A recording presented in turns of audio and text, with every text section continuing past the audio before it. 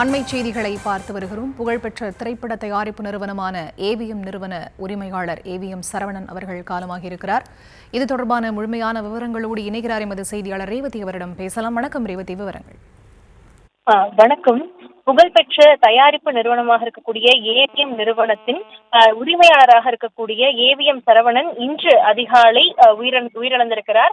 உடல்நல குறைவு காரணமாக அவர் உயிரிழந்திருப்பதாக சொல்லப்படுகிறது. குறிப்பாக ஏவிஎம் நிறுவனம் தமிழ் திரையுலகில் பல திறமைசாலிகளை நடிகர் சிவாஜி கணேசன், கமல்ஹாசன் போன்றோரை அறிமுகப்படுத்திய பெருமைக்குரிய நிறுவனமாக இருக்கிறது.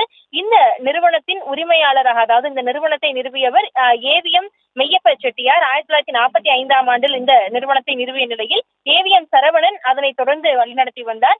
திரையுலகின் புகழ்பெற்ற தயாரிப்பாளர் என்று சொல்லப்படக்கூடிய இவர் பல்வேறு முக்கிய திரைப்படங்களில் தயாரித்திருக்கிறார். குறிப்பாக நானும் ஒரு பெண், சம்சாரம் அது மின்சாரம், மின்சார கனவு, வேட்டைக்காரன் உள்ளிட்ட பல்வேறு திரைப்படங்கள் இதன் மூலம் வெளியாக இருக்கின்றன.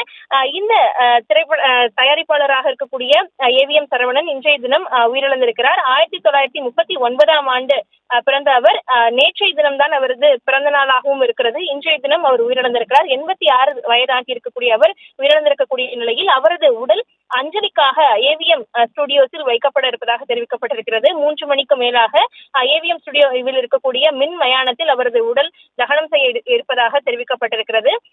இவரது உடலானது தற்பொழுது அஞ்சலிக்காக வைக்கப்பட இருக்கக்கூடிய நிலையில் பல்வேறு பிரபலங்கள் அவருக்கு அஞ்சலி செலுத்த வர இருப்பதாகவும் தெரிவிக்கப்பட்டிருக்கிறது. பல முக்கிய பிரபலங்கள் வருவதற்கு முக்கிய காரணமாக இருக்கக்கூடிய ஏவிஎம் ஸ்டுடியோஸின் உரிமையாளராக இருக்கக்கூடிய ஏவிஎம் சரவணன் உயிரிழந்திருக்கக்கூடிய நிலையில் தற்பொழுது அவரது உடல் அஞ்சலிக்காக வைக்கப்பட இருக்கிறது.